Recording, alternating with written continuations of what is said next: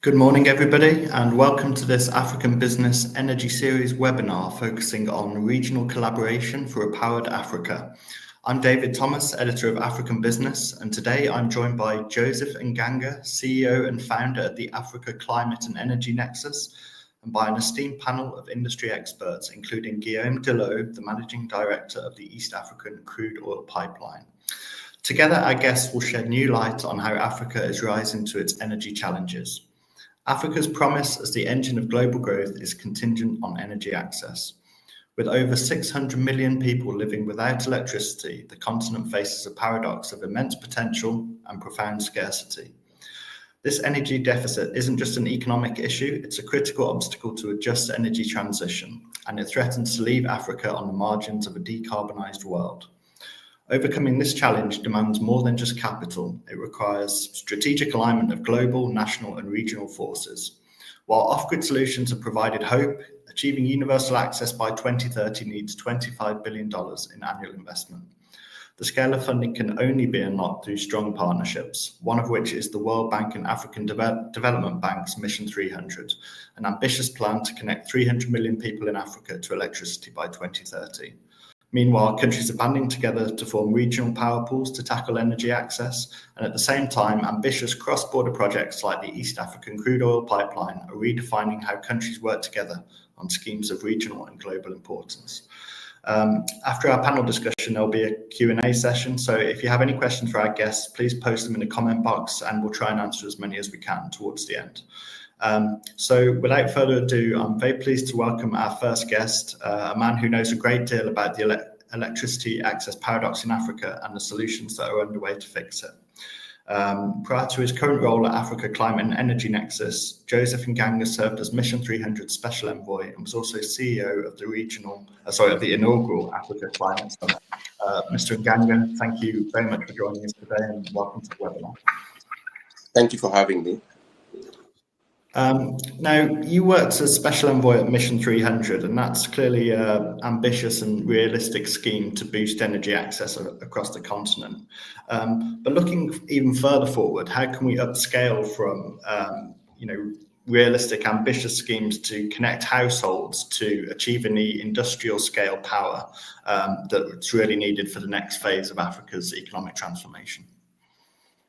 That is a very good question and a very important one. If you think about the investments required in Africa in terms of infrastructure generally, you're talking about $60 to $100 billion a year to help the continent develop and achieve our development objectives. So even with Mission 300, which is committing between $50 and $100 billion towards electrifying the continent, we're still very low in terms of capital. So we must think very carefully about how we allocate the little capital we have now so that you have a virtuous cycle that starts unlocking more capital.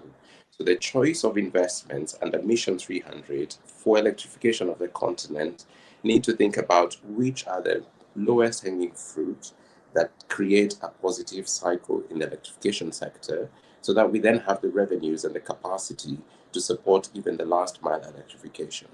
So number one, I would say we need to be very thoughtful about where does investment go into to create this positive effect into the electricity sector. And then we need to look at, for rural households, for example, in the beginning, when they start off on electricity, they don't use as much electricity. So what is the right infrastructure to support them? Is it mini grids? Is it solar home systems? How do we invest in those? So it's about sequencing and allocating the right resource and technology to the right consumer.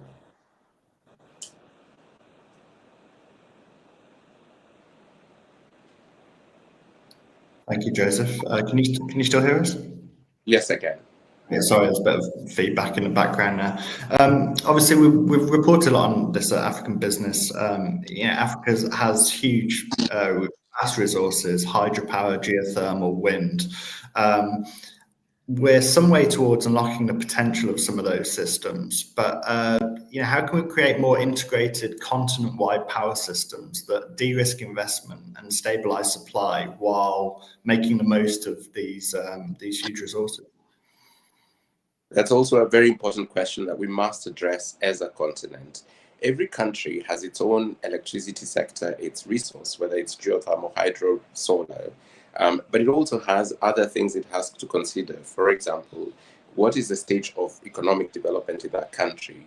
Should it prioritize investing in additional generation or focus on distribution and buy power from the neighbors? How would that happen? We need the Continental Master Plan, which I must say Auda NEPAD is doing a very good job of driving ahead, supported by the African Development Bank. And we are also partnering with them to see how we think of the continent from a coordinated and interconnected electrification approach. Already, we have quite some good work with the power pools. So we have regional power pools, 5 of them, and they're doing a really good job of creating interconnectors among the regions. For example, we are supporting the South African power pool alongside our NEPAD and Get Invest as part of the German government to support an interconnector from Namibia through Botswana into Kitanga in DRC, where there's significant demand for power for mining. What does that do? It allows Namibia, which has enormous solar potential, as well as Botswana, to sell power into Kitanga, which has a shortage of electricity. As an investor, investing in an IPP, a power generation project in Botswana, for example, I'm not just reliant on the demand in that country. So when I assess bankability of my project, I'm not just looking at the economics of the Botswanan utility, I'm looking at who is also potential buyer of that electricity. That changes how we've done electrification on the continent. Up until now, every project is looked at in isolation. It is looked at in terms of bankability against a particular country's economy and that country's utility. And as we all know, most of our utilities are challenged. We therefore spend an enormous amount of time and money de-risking these projects. If we move towards interconnectors where we're sharing power across countries, we're no longer dependent on one off-taker, and therefore you can assess your risk quite differently. You can price your investment quite differently, which means we can accelerate allocation of capital into the electricity sector. I'm very keen that we get to a point where we have merchant plants, like you do in Europe, which allows for an investor to make a market assessment and make an investment, not just based on a PPA, but on the market dynamics. We need to move in that direction, and the only way we do that is if we have interconnectors across the continent that allow, for example, Kenya, that has enormous geothermal resources, to provide Nigeria power when Nigeria's peak happens, because Nigeria's peak demand is 4 hours behind Kenya. That improves how we invest our assets, but how we also use our assets to the maximum. Sure. And I think you alluded to it there in some of the funding mechanisms that will need to be put in place to ensure that regional power schemes can be truly effective. I mean, beyond the contribution of development finance institutions, what guarantees, project preparation facilities do you think are required from other financiers to make these truly bankable projects, especially for large institutional investors from outside the continent? Look, the reality is, as a large institutional investor, your job is capital allocation. It's not project development. It is not de-risking projects. You should be able to look at 10 opportunities and make an assessment from your desk. You can go to site to do a due diligence, but as an investor, your job is capital allocation. Because of the shortage of capital and expertise on the continent, we've turned institutional investors, including DFIs, into project developers. And so we have created a complex process of preparing projects. What we are proposing in partnership with Auda NEPAD and the Belgian Development Agency, Enable, and CEDA, alongside the Africa-Europe Foundation, is that we need to have project preparation facilities that think of ecosystems, that think of multiple projects at the same time, and then make those projects available to a broader set of institutional investors. Different investors have different risk appetite. There are people who are comfortable with taking merchant risk. There are DFIs that are constrained by their own mandates from their own countries. There are EPC contractors who are also willing to build, own, and operate and transfer. So generic preparation of projects allows for a much broader set of potential institutional investors. So I would say the most critical thing right now is having the right project preparation structures and facilities that allow a broader set of investors and doesn't pigeonhole each project into one particular investor long before it has been developed. And that is why us at AFCEN, along with the partners I mentioned, are putting together this project preparation facility, which we hope to launch at the Africa-Europe Summit in Rwanda later this month. Sure. And on the countryside, when it comes to policy, regulatory initiatives, do you think that countries are buying into these cross-border projects, the idea of regional power pools? Do you sense that buy-in at this stage? Not only do I sense it, it is in paper and signed off by African presidents. So as part of Mission 300, and in my role as the Mission 300 Special Envoy, where I led the negotiations for the Dar es Salaam Energy Declaration, one of the 5 points was that the presidents would commit to regional integration of our power systems. It is in writing, it's a declaration, it's been adopted by the AU. There is no stronger political will. But political will is just the beginning. We must rally support, technical, policy, and so on, financial as well, to these governments and our regional power pools, especially in partnership with our NEPAD through the Continental Master Plan, to turn that political will into reality. Sure. And I know that since your role as Special Envoy at Mission 300, you founded the Africa Climate and Energy Nexus. Maybe you could tell us a bit about that initiative and about some of the ways in which I know that you have a focus on data and AI to help Africa accelerate towards Mission 300. Maybe you could just put it in a bit of context, the kind of work that you're working on there. Indeed, and thank you for asking about AFCEN. So if you look at what it takes to develop a project, the first thing you need to have is data. Data on the resource, whether it's hydropower for hydro projects, geothermal, wind, and so on. You also need to know the country's policies and regulations, the state of the off-taker, the growth of that macroeconomic country, the macroeconomic growth of that country, and so on. That data allows you to make an assessment of whether this is a project you want to dig into. Today, to get that data, you have to approach multiple government agencies, get it in different formats, hire a battery of consultants to translate those formats into something you can understand as an investor. And that already costs a fortune and takes a very long time, which means you can only look at so many projects a year, which is never going to be the kind of pace that we electrify the continent with. The second challenge is expertise. I have built power projects in Africa, hydro projects, solar projects. You have to have very experienced project finance people who can engage DFIs, whether it's equity or debt. The capacity is limited, and therefore the individuals you have are, one, very expensive, two, you can only cover so much ground. With data, and then now with AI, which you can have PhD level financial modeling experts, engineers, and so on, you can address the capacity gap very cost efficiently, which expands again the portfolio of possible projects. Remember, we want to build a large funnel so that we have everybody who wants to invest in the sector find their niche and be able to drive the projects forward. So that layer of expertise turns the data we've aggregated into bankable feasibility studies, pre-feasibility studies, project concept notes, and it also allows for very efficient due diligence from an investor perspective. Africa projects will largely be smaller relative to global projects. Why? Because our utilities are smaller, our economies are smaller. It's very hard for an international investor to invest in a 10 megawatt project for $12 million. But if you have an aggregation of 10 of those, now you're talking about a substantial investment, which justifies their investments, their due diligence, and so on.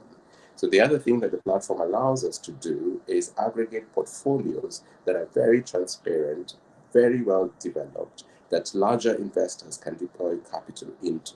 People like Mubadala from the UAE are very keen to invest in infrastructure in Africa, but they cannot do $10 or $20 million ticket sizes. They need large ticket sizes. And then the final thing is the network effect. We need to make sure that data is available and is continuously updated across all the relevant topics. And so ensuring that we are all coordinating and using a similar platform ensures that we have current data that is continuously enriched by transaction from experiences and so on. So AFSEN exists to unlock investments at scale by driving data, AI, and the network effect of investors, policymakers, and so on, so that we have a coherent approach to how we electrify the continent. Sure. And obviously you're in Brazil this week, you're at COP30.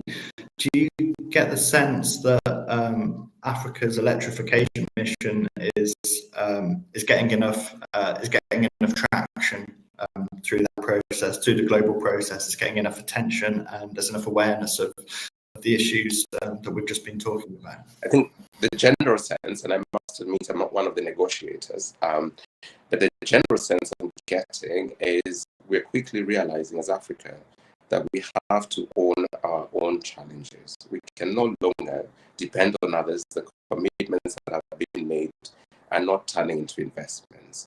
We are also hearing a lot about declining aid, declining climate finance, and fiscal headroom within our own governments. What that means must step in. The conversations are centering around how do we use the limited public resources, the limited climate finance we have, to unlock significant private capital. And that fits in very well with the ASEAN rationale, which is if we use public money to unlock portfolios of investments, there is capital that is anxious to invest in that continent as one of the fastest growing continents. Look, Africa is the future. Everybody wants to play in Africa, but there's limited pipeline, there are limited deals. So governments in the West are beginning to understand that to address their political concerns around declining aid, they can allocate some of their public funding to help their own companies address and invest in Africa. If we can do that again in a structured way, the sense here in the LEM is we bridge the gap between the shortfall in public climate finance, and encouraged and very pleased that we are moving in that direction. Because the reality is there's not enough public money, there's not enough philanthropic money to unlock the investments in the continent. We therefore must use that money incredibly efficiently to unlock private sector.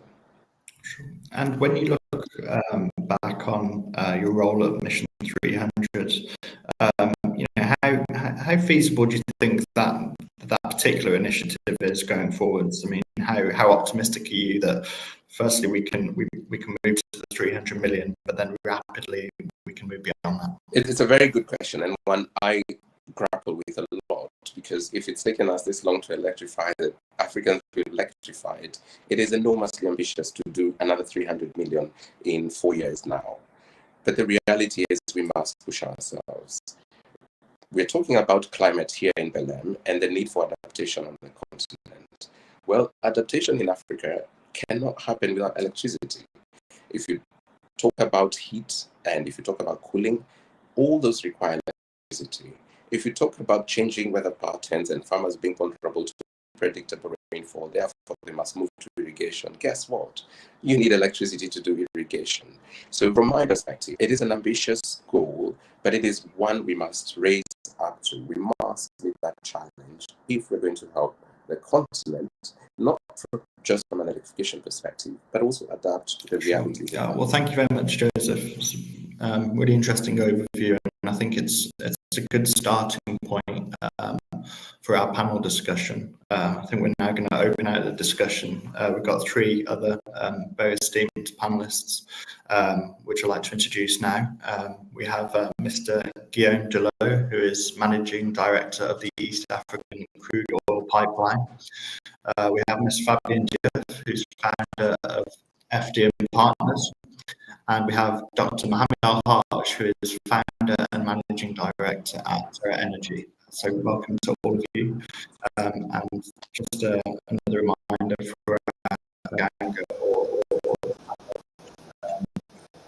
please put them in the comment box and we'll have a discussion after this panel.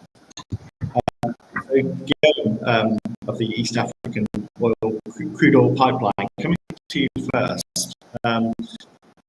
obviously, Mr. Nganga just talked a lot about this cross-border projects we've had in recent years. Clearly is the East African pipeline. So what lessons have you learned in terms of project financing, in terms of regional cooperation that you think could be adapted to, for example, the establishment of regional power pools?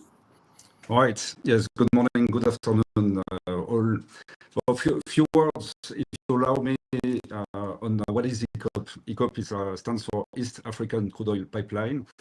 It is a mega project connecting all reserves, closely 1 billion barrels of Lake Albert in Uganda to Indian Ocean in Tanzania, through 1,443 kilometer long, 24-inch pipeline that will be fully buried and insulated. So it's a strategic project for two host countries, Uganda, holding the oil reserves, and Tanzania, which is the door to international market. So the capital expenditure of ECOP is above $4 billion USD. There are 4 shareholders, 62% by Total Energies, 15% by Ugandan National Oil Company, 15% by Tanzania Petroleum Development Company, so 30% by state-owned company, and 8% by Chinese CNOOC. So the final investment decision was taken in 2022, February. Where are we today? So 74% of the overall project has been progressed. We've welded close to 200 kilometers. So that's a huge progress. And we are ready for first oil in summer 2026. And oil will be flowing up to 216,000 barrels of oil per day to international market. So we've been running on equity, shareholder equity, from beginning of project to March 2025 and onwards. Project finance, debt raising from consortium of banks.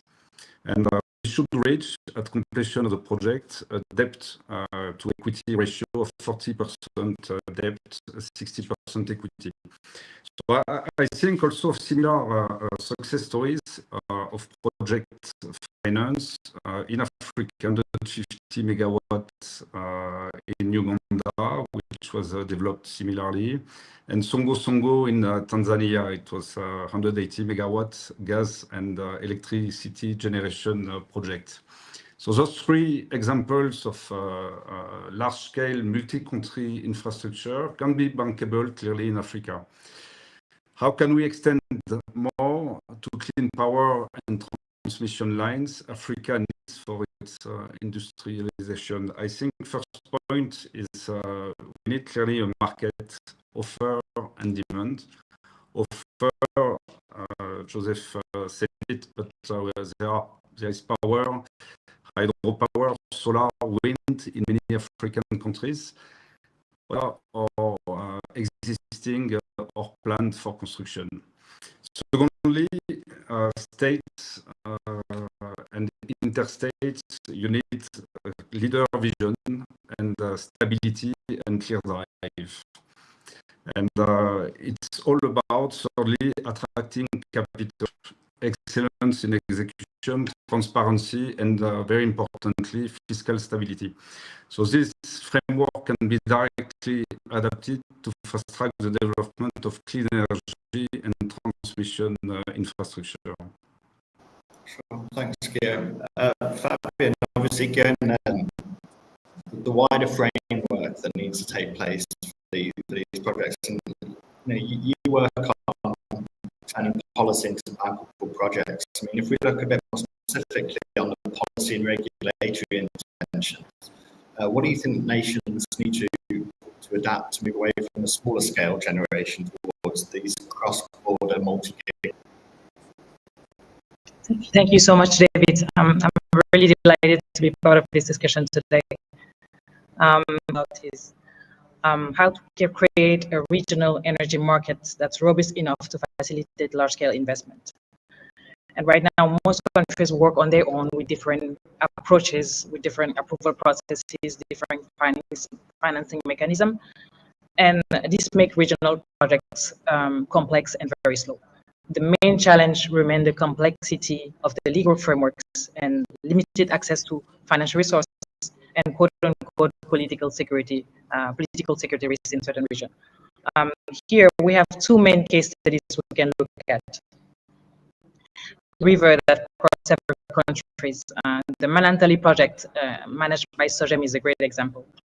This model worked because it created strong institutional structure, a fair sharing of benefits, and stable tariffs.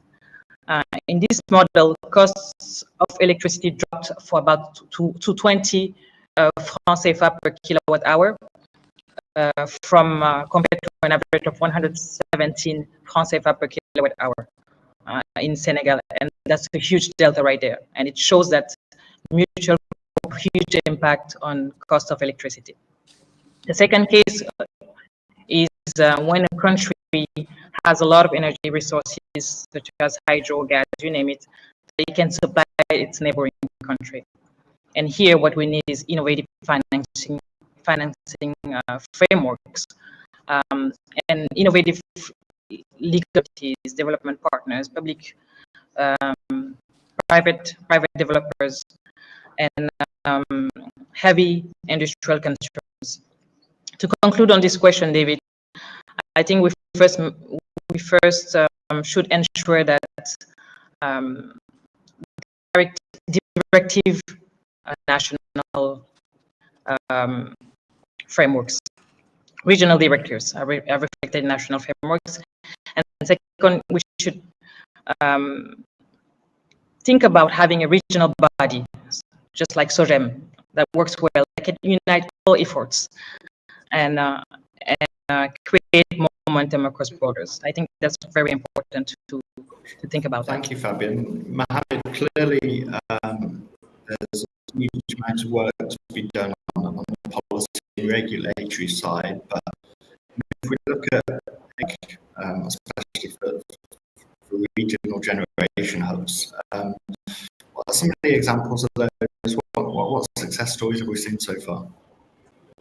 Yeah, thanks a lot, David, and I appreciate the invitation for this important conversation. So I'd like to maybe first highlight that the discussion, what I found really interesting here is the focus on industrialization. Industrial extremely have sufficient demand, then we risk underutilizing our resources immensely, and that also puts us a lot behind in terms of economic development. So the concept of industrial law is here really important, and we need to think about it not just as a transition from the normal discussion on energy access, but also on the discussion on how this adds value to our economies in Africa. So I think, for instance, steel, cement industries, momentum in green hydrogen projects in North African countries, Mauritania, Egypt, for instance, and those require a stable energy source. They're also what we like to call in like power system terms baseload power, because they pretty much have a stable power demand that's substantial.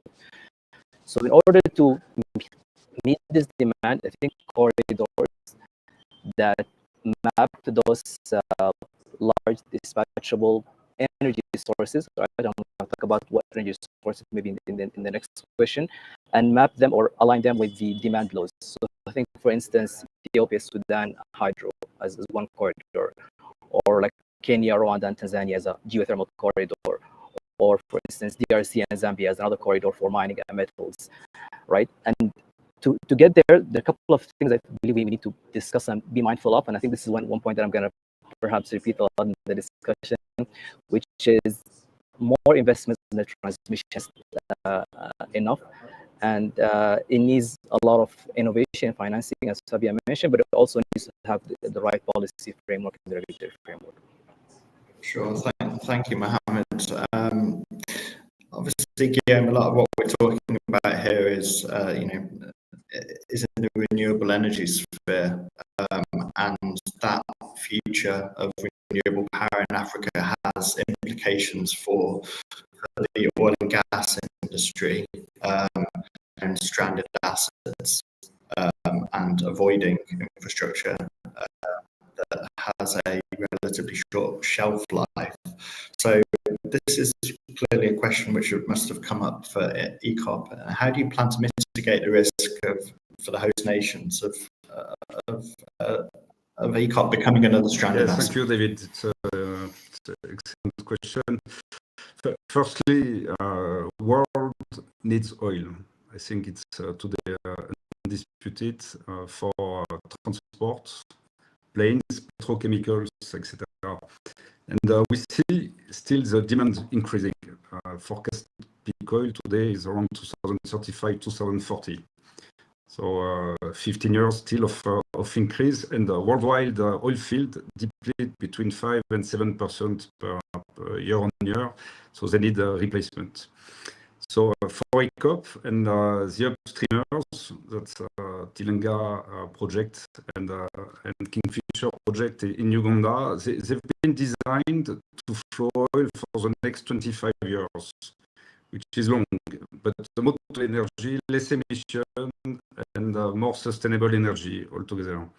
So the ECOP financial model and the agreements have been structured to recover capital and generate revenues within the early production years, so before world peak oil. Then the host governments in Uganda and Tanzania have established clear frameworks to ensure fiscally, health, and energy diversification. This approach covers oil income into long-term productive assets. So Tanzania participation is through transit fees of oil through the pipeline, and it ensures also a balanced benefit sharing and will enhance their economic resilience. So secondly, how the pipeline has been designed to meet the energy transition. Several actions. We are connected to the grid on all our pumping stations across Uganda and Tanzania, and connected to the grid. 90% of electricity power in Uganda is from hydro. Similarly, in Tanzania, dams have been recently opened, changing the emission per kilowatt hour to better and improved CFR pipeline. We put leak detection, fiber optic, and at the terminal along the Indian Ocean, we will have a solar plant to feed our terminal. So in terms of philosophy, operational philosophy, we are targeting operational excellence, which is safety and performance. And we design the project with the best available technology, but it brings me to my last point, which is human capital.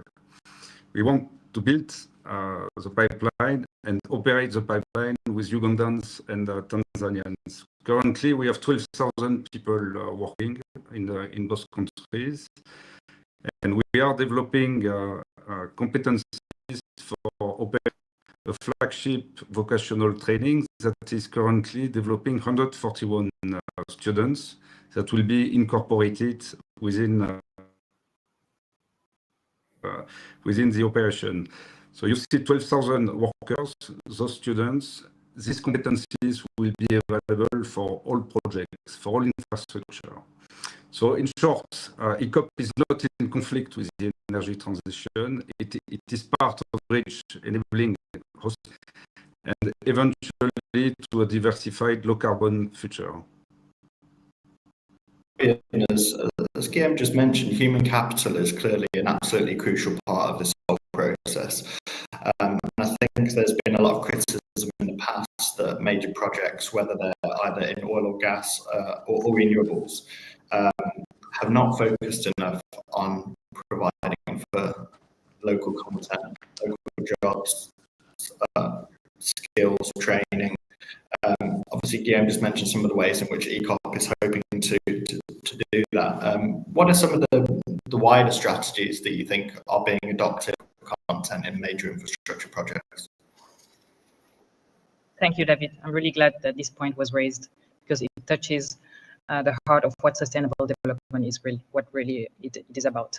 The real issue here is not about the numbers of local workers hired. It's not about participation or procurements. It's about building national capacity so that we are able to design, manage, and develop reforms in our project ourselves. We must admit that our African countries, rely a lot on foreign experts to do feasibility studies or strategic planning, and this is there are many causes to this, and the main one can be limited access to technical capacity and limited confidence in our own institutions. So I think local content should and must be part of must be included in our programs, in our planning, and it means building strong nationals, capable team, so that we are able to structure complex projects and negotiate fairly with investors. And I think Senegal, in the oil and gas industry, ENPG, there is this institute that has been created that's been working on developing young skilled workers in the oil of strengthening national capacity. Ultimately, local content isn't just about participation, it's about empowerment. And it's about making sure that our African nations and institutions become credible partners, not just beneficiaries when we're shaping the continent's future. Thanks, Fabienne. Mohamed, we've just talked a lot about this is the need for technological upgrades. I think you've been looking quite closely at this issue. I mean, what does the data tell us about which technologies offer the most cost-effective and the quickest ways to close the energy capacity gap? Yeah, thanks, David. So I think the question on the local capacity was very interesting for me personally, because that was actually one of the main motivations for starting my firm, Terra Energy, as a youth-led firm. Because what I really aspire for us youth is in 2030, we're not again having those same discussions that we're having today, hopefully, with security. So on the technology part, I think that if we look, we need to first look at it from a broad perspective, right? So I'm not going to talk about this as an advocate for renewable energy, but rather as someone who wants to try to solve Africa's energy problem. And to do so, I believe it's more like you can say, a tri-layer strategy, right? So you have renewables, that's one. You have some baseload generation, that's very essential. And then you also need gas. So I think these are three elements that we need to think of when it comes to the technological choices. How do we then compare those when it comes to the cost of capital and speed of deployment? Probably the best way is to look at something like the WACC, or weighted average cost of capital. These are really good indicators for investors and for developers. So when looking at that, you have technologies like solar and wind, very, very, very attractive here. So you're talking as little as 5, maybe 9% maximum, which can even reduce further if there's sufficient guarantees. Hydro and geothermal probably higher, maybe 10% or slightly higher, and gas also within that range. And then within the speed of deployment, solar and wind definitely are the most preferred technologies, because you could have a gigawatt scale plant deployed and installed and operational in as little as 18 months. The studies are already in place. But the choice here, I think it's not about, do we go for this technology or that technology? You need to think of as a mix of technologies together, because in order to, again, go back to the first question about the industrial demand, we need those reliable baseload generation. We cannot simply rely on solar and wind. The intermittency factor is really high, unless we paired with very strong, battery energy storage system or reliable hydropower or gas as well. And here, I think that the discussion on gas, it's not just about the baseload power, but it's also about making sure our grids are resilient. Because a lot of times when we discuss about the more renewables in the grid, yeah, it sounds very nice. I know it is. I'm supporting that. But someone who works in a utility company, I know that more renewables means what? Means more intermittency, which is something really bad for utilities. Utilities don't like uncertainty. It just causes so much mess in the grid, frequency variation, and so on. So unless you have a lot of stable and baseload reliable dispatchable power, I think that's the correct term. you won't be able to get that right mix. So I would summarize by saying that, again, tri-layer strategy, renewables, reliable base of generation, and gas. Sure. And again, clearly a lot of this comes down to clear regulatory policies. One of these are things that can be improved in isolation. And I think when it came to the pipeline, obviously getting the right regulatory policy coordination was absolutely crucial. Yeah, what are some of the lessons you learned from that process? How do you think they can be applied slightly more widely? Yeah, I think, David, you need time. I will give the example of pickup, and of course, to 2020-21, there was the pandemic, but the intergovernmental agreement signed 2017, so that's already 8 years. It was fundamental. It fixed common principles of law governing the project, so stability, taxation, environment, and very importantly, dispute resolution.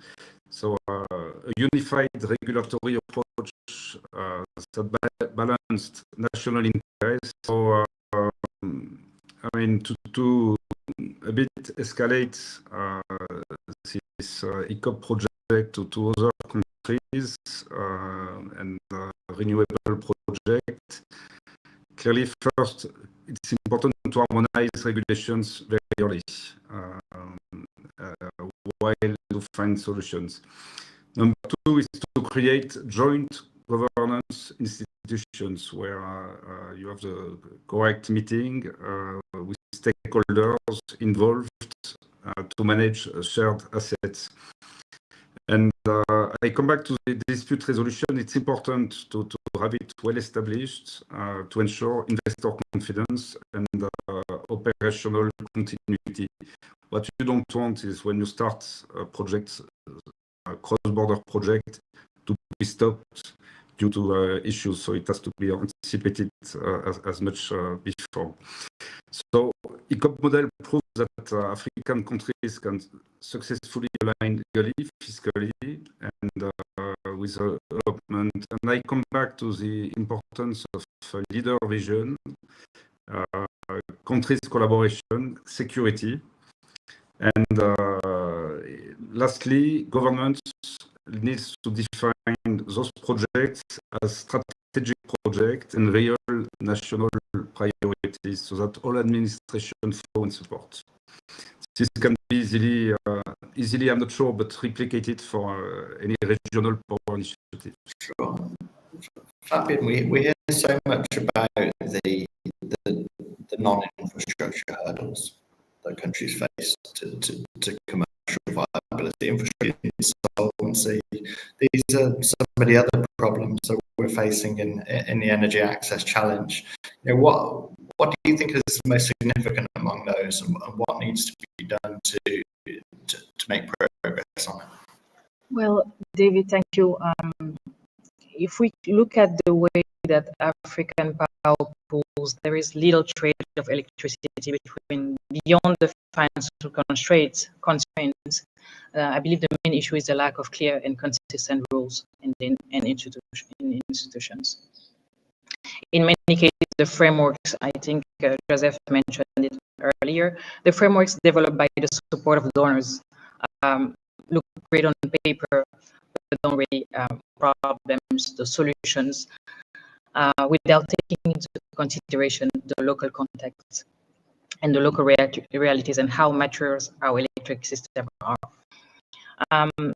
If we take, for instance, Senegal, our electricity code from 1998 allowed back then private participation and third-party access to the grid. But those provisions stayed inactive for almost 20 years, even very low. So there is also another element also that is playing a huge role here. Each country wants to protect its energy sovereignty, and it's understandable. It's totally political, but it also makes regional trades more sensitive and less predictable. So to move forward, I think what we need need a few things. First, we need to build more trust between countries and make sure that regional rules are actually applied. And second, we need a strong, independent regulator who can handle cross-border disputes fairly. And third, we should create a regional financial more confidence. Also, another important point that I was going to forget is a shift of mindset. We should stop seeing regional integration as a loss of control, but more as a way to gain resilience and stability for all those countries. Because at the end, power trade will only grow if countries trust the system. Thank you. Sure. And I think, Mohamed, we've talked a lot now about the challenges, but I guess we shouldn't lose sight of the enormous opportunities as well, especially of regional power pools. I think one of the things we haven't mentioned yet is that, you know, regional grids enable asset optimization. Power can be sent where it's needed and optimized for the benefit of people across the region. Maybe you could talk a bit about this and how much of a benefit that will be for integrated power systems across regions. Yeah, thank you, David. So maybe following up from what Fabienne mentioned, it's a really important discussion, and for me personally, I think it's not an optional thing, but we need to recognize that self-sufficiency in terms of energy security doesn't work for power grids and power systems together. If we don't do that, what we are risking is higher tariffs. We are risking the need to overbuild some power generation assets, and then they'll be underutilized because of the fluctuations in the demand and the supply. If you're only looking at one country, we're looking at a lot of missed opportunities, right? So, for example, let's say a country that has thermal generation at like $150 per megawatt hour, but its neighboring country has hydro, which is maybe 50 USD per megawatt hour. It won't be able to get that cheaper electricity because the interconnections aren't in place. And then also the investment risk increases significantly. And I think Joseph also spoke about this in his intervention. So it's a must that we have to have this regional power trade, and we need to have this integration. A number of advantages come from this. One of the biggest is reducing the total system cost. And I think there was a study by Arena or IEA actually last year that estimated that we could achieve close to, I think, up to 16% reduction in system costs through power trade. Better reliability. And this is really, really important for the power systems as we have more variable renewables. So let's say at a certain country, your solar generation is extremely high, but the demand is low. You would evacuate some of this power to the neighboring countries, which will reduce the strain on the grid from fluctuations of those intermediate renewables. We reduce how much energy we're losing. And this is really important, actually. So when I was preparing for this intervention, I read the statistic that we are currently losing almost 60 terawatt hours per year in Africa because of curtailed energy, right? So that basically happens when a certain power generation operator has, let's say, 50 megawatt, but then the utility says, oh no, we only need 50 megawatt. Just stop the plant, give us only 2 megawatt. So that amount of energy is almost equivalent to double the combined energy usage per year from two countries like Ethiopia and Kenya together. So that's a lot of wasted energy. And again, it all goes back to the fact that we're not trading power, we're not building a regional, an integrated power system. Even though on paper, the master plans are there, but what I see is that sometimes politically it doesn't really easily reduce the power shortage by 400, 500 megawatts simply by having the interconnectors in place operating at full power between with Ethiopia and Egypt, for instance. But without that political power translating into concrete, steps and action, then we're just going to be risking, having these discussions. But unfortunately, with the little progress, yeah. Thank you, and yeah, I think it's a pretty good time to open the discussion up to the audience. And I don't know if we still have Joseph here as well.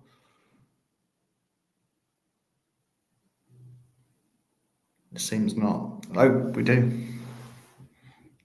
Hi, Joseph. Can you hear us? I can hear you. Let's see if we can get the camera done. There we are. Yeah, and this I think what Mohamed was just saying then dovetails very nicely with a question that we've had. I think earlier, Joseph, you mentioned, we have a lot of political, we have a lot of declarations on paper, and we have a lot of words spoken. We've had a lot of leaders speaking at conferences, but the audience member asks, are we really seeing political will translating into on-the-ground projects? Do policymakers really understand the opportunities there for regional power integration? Or at the moment, is it just words? That's what the questioner asks. I'm happy to go fast. I'm sure others have thoughts as well. But yes, we are indeed seeing that progress. Is it fast enough? Is it enough in terms of quantum? No. But you must have political will to get started. In the absence of that, a few years ago, it would have been very difficult to get presidents to agree to sharing their transmission infrastructure. Now that's done. The next step is you need the right policies and regulations. You need harmonization of those different countries' policies and regulations, and you need project preparation money so that then the projects can be invested in. So what we need to be working on now is the next stage. We have political will. Now it must translate into policies and regulations, and it must translate into pipeline of projects. So we need early stage capital, and that's the only way that you start seeing projects on the ground. So in short, yes, it is beginning to show momentum, but we have two big gaps that we now must address so that those projects can be seen on the ground. Sure. I think another question which has come in from this is from Michael Ogan B. I think maybe Fabienne, you might be best placed to answer this one.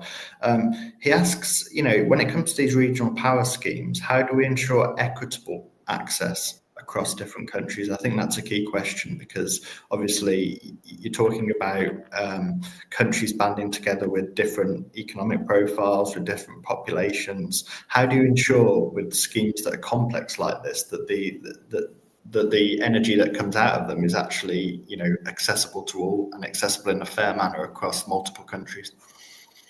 It comes back to strategic planning around and create a regional body that's going to be in charge to unite all these efforts and plan this equitable sharing in an effective manner. And again, SOGEM is a great example because it created that, it showed that with a strong institution and stable tariff, the cooperation can happen.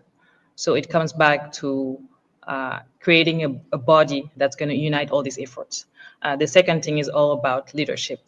We have to create trust between our countries, and that happens from the upper level with our governments. Sure. And I think another question just come in. Sorry, on that one. Is it all right if I have a different? Please go on. So I agree we need the right institutions, but I also want to be very thoughtful about any new institutions that we create. We already have quite a number of institutions that are responsible, for example, the NEPAD for regional development, the power pools themselves. So as we think about the solutions, yes, where there's need for an institution, let's create one. But today, what we need to focus on largely are the instruments for those institutions that are already in place to meet their mandate. And that's how we also start moving the process forward. And to add on that, Joseph, I'm totally agree with you, but how can we make sure also that all these institutions that are existent, how can they work in a harmonized manner? I think all of those institutions work in a separate way with a different approach and different mechanisms that are not necessarily harmonized. So, and it kills the entire goals of providing electricity to the entire continent. Exactly. And I would say making sure that they know their mandate, but also capacity. A lot of these organizations, such as AUDA NEPAD, who is responsible for the development of the continent, have very limited resources to do their job.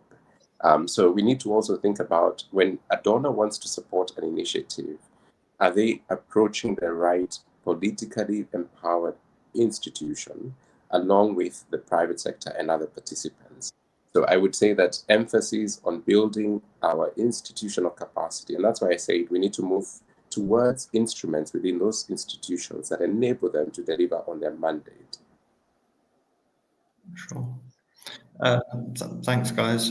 We have another question from David to Masime, and I think Mohamed, this touches on some of the questions that you were talking about earlier.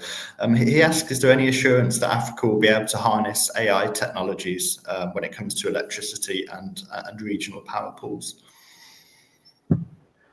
So it's a good question, but I would maybe answer it in a different way by saying that how can we make sure Africa harnesses? Because that's not a question for a debate. It has to happen.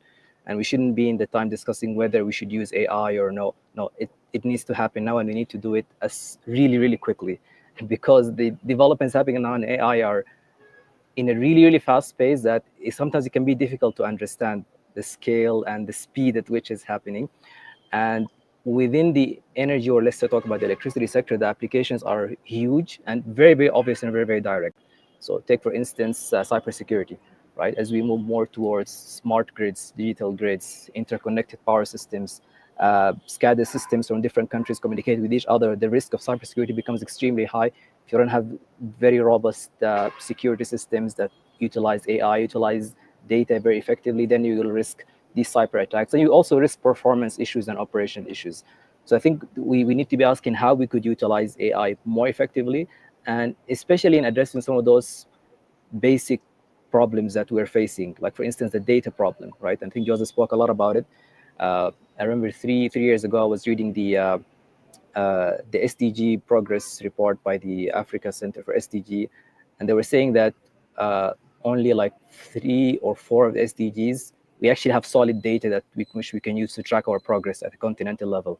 And SDG 7 wasn't even one of them, right? So this is, I think, a big opportunity. Then we need to think about it in a sense of urgency, not in a sense of a debate whether we should be using it or not.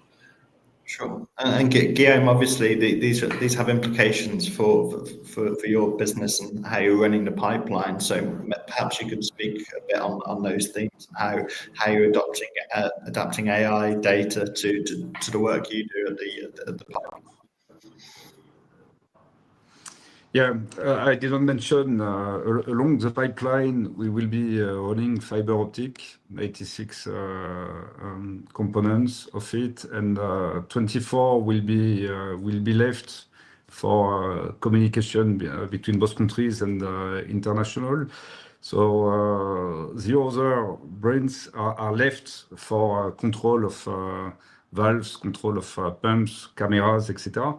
So clearly, it's our project is not only a pipeline; it's also a telecommunication infrastructure, and yeah, it's a hub for much more than oil. It's a hub for data transmission, and artificial intelligence, in fact, is now well included.